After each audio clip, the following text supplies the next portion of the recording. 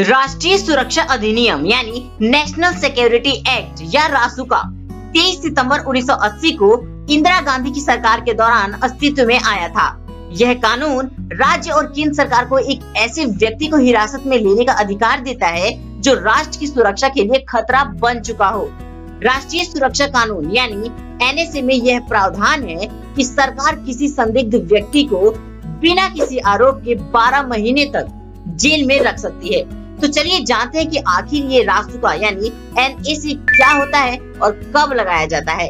Video शुरू करने से पहले मेरा आपसे रिक्वेस्ट है कि अगर आप मेरे चैनल पर बिल्कुल नए हैं तो नीचे रेड कलर के सब्सक्राइब बटन में क्लिक कर दिए, साथ ही बेल आइकन को भी प्रेस कर दीजिए। सो फ्रेंड्स, चलिए आज का ये वीडियो शुरू करते हैं।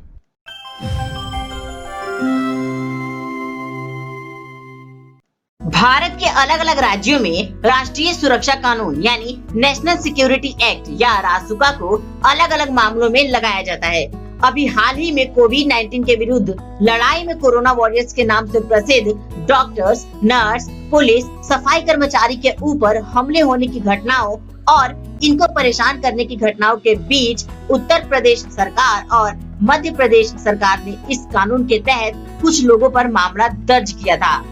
तो चलिए अब जानते हैं कि आखिर यह राष्ट्रीय सुरक्षा अधिनियम यानी एनएसए या रासुका क्या होता है, कब लगाया जाता है और इसके तहत किस तरह की सजा के प्रावधान है। अगर केंद्र सरकार या सरकार को लगता है कि कोई व्यक्ति कानून व्यवस्था को सुचारू रूप से चलाने में उसके सामने बाधा उत्पन्न कर रहा है या आवश्यक सेवा की आपूर्ति में बाधक बन रहा है, तो संबंधित सरकार द्वारा उस व्यक्ति को गिरफ्तार कराया जा सकता है।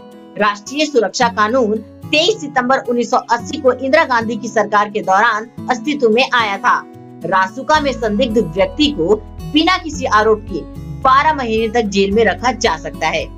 यह अधिनियम केंद्र सरकार और राज्य सरकारों को किसी व्यक्ति को भारत की सुरक्षा को नुकसान पहुंचाने, विदेश के साथ भारत के संबंधों को चोट पहुंचाने, सार्वजनिक व्यवस्था के रखरखाव या आपूर्ति को बाधित करने, ड्यूटी पर तैनात किसी पुलिस कर्मी पर हमला करने के जुर्म में गिरफ्तार करने की ताकत देता है।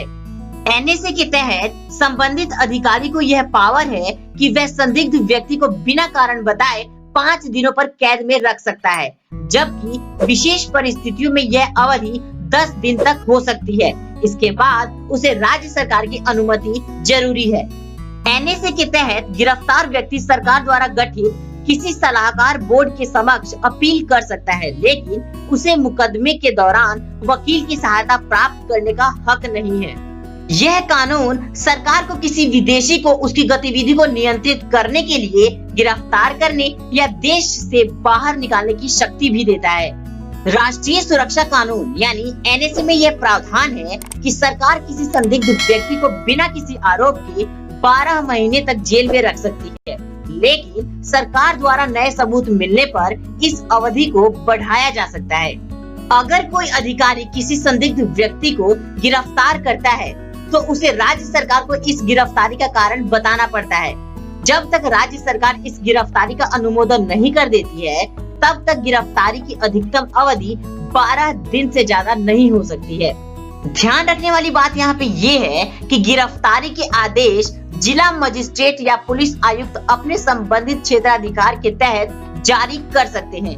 भीम आर्मी के संस्थापक चंद्रशेखर रावण को भी रासुका के तहत गिरफ्तार करके 1 साल तक जेल में रखा गया था, लेकिन बाद में छोड़ दिया गया था।